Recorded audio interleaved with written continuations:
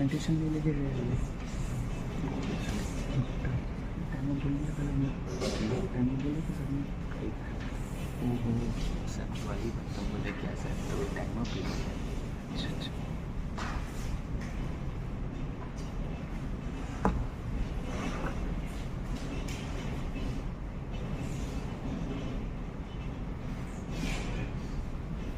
So, good morning everyone.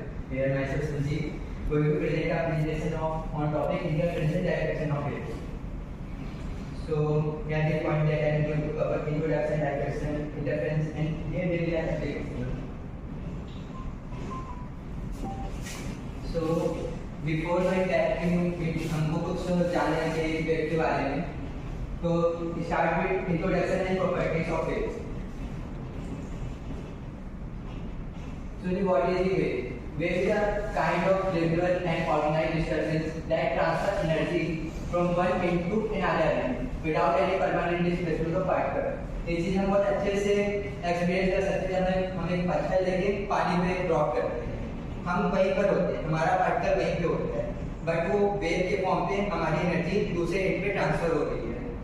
वो एक wave का फॉर्म है. और हम देख सकते हैं एक होता है सोलर रेडिएशन जो सन से आता है.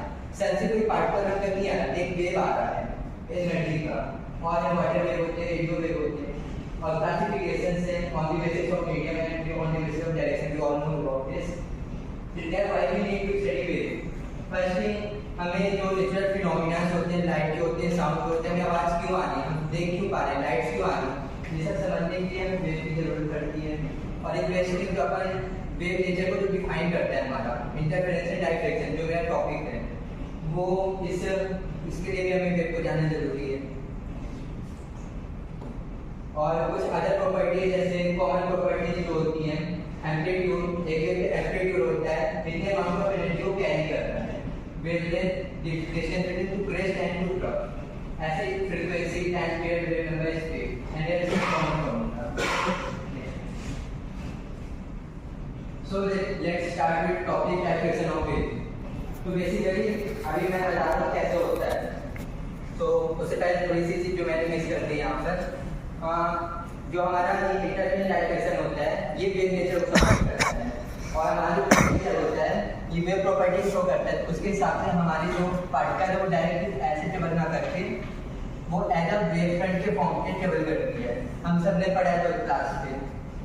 सो ये तो अभी ऐसे ट्रेवल करती है और यहाँ पे हमारा सोर्स है. बट जब ये इंफिनिटी पे जाते हैं तो धीरे धीरे पैरेलल हो जाता है. बस वो भी यहीं पर होगा. हमारा जो सोर्स है इससे एक स्फेरिकल वेव फ्रंट निकल रही होगी और एट इंफिनिटी पे यहाँ पर आते आते एक पैरेलल वेव फ्रंट आ जाएगी. और यहाँ पर एक छोटा सा ओपनिंग है, दिस इज फॉर डायफ्रैक्शन. तो यहाँ पर हमने एक सिंगल स्लिट डायफ्रैक्शन है ये. तो यहाँ पे एक छोटी सी ओपनिंग है और ये एक दूसरा सोर्स बन जाएगा S1 और यहाँ से अगेन स्फेरिकल वेव फ्रंट्स आनी शुरू हो जाएंगी. और यहाँ पे हमारे स्क्रीन है. तो यहाँ पर हमको एक पैटर्न ऑब्जर्व होगा जो कि ब्राइट एंड डार्क फ्रिंजेस की है. That's all.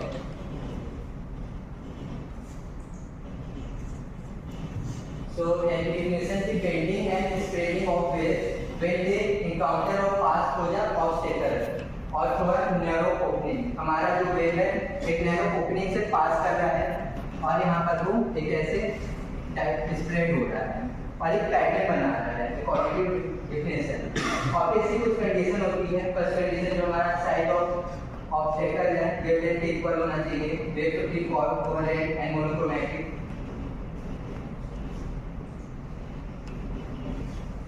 Then उसका एक एग्जांपल है सिंगल स्लिट डायफ्रैक्शन जो मोस्ट कॉमन है जो मैंने एक्सप्लेन कर दिया है. जैसे कुछ फॉर्मूलेज हैं, जैसे यहाँ पर जो A है, A is distance between this, जो हमारा नैरो ओपनिंग है उसका डिस्टेंस क्या होगा, ये होगा हमारा A. And D is the distance between screen and the ये जो स्लिट है. Next is interference of wave.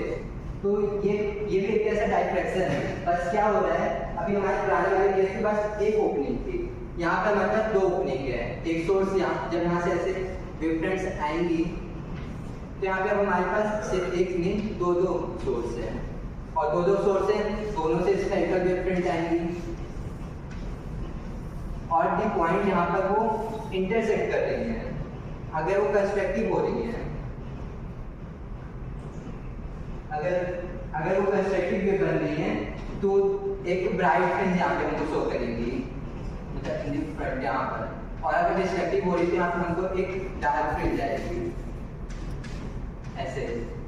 Very interesting phenomena which occur when two or more waves overlap। यहाँ पे हमारी दो वेव बन रही, एक वेव अब यहाँ पर से आ रही, एक वेव यहाँ पर से आ रही है, दो सोर्स है, दो वेव आ रही है and over combine to form a new wave pattern, और एक नया वेव पैटर्न बन रही है जो हम यहाँ पर ऑब्जर्व कर पा रहे हैं। और फिर ये दो तरह की है, कंस्ट्रक्टिव डिस्ट्रक्टिव। कंस्ट्रक्टिव मतलब एड ऑन होगी और डिस्ट्रक्टिव में सबट्रैक्ट होगी। Again same condition, size of source is equal to wavelength of light and coherent and monochromatic amplitude must be same. ये कंपलसरी है, हमारा जो एम्पलीट्यूड है, एम्पलीट्यूड सेम होना चाहिए, मतलब जो इधर से आ रही है भी दोनों की मतलब सेम होनी चाहिए।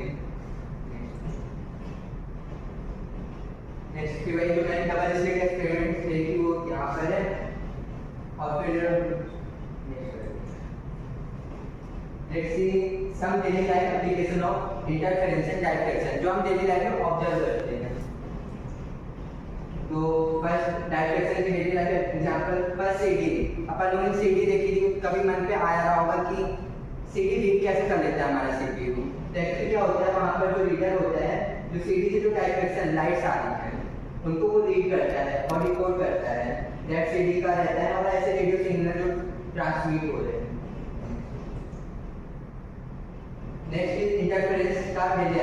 हमारे पास जो हेडफोन्स होते हैं आजकल नॉइज कैंसिलेशन, वो अपोज करते हैं जो अनवांटेड साउंड होता है, और जो वांटेड साउंड होता है बस उसको अलाउ करें। जैसे आप देख रहे हैं बहुत सारे अनवांटेड साउंड है पर उनको हटा रहा है, ओनली वांटेड साउंड को आ रहा है, that is noise cancellation headphone. और शो बबल तो हमने बहुत से बनाए हैं। And that's all conclusion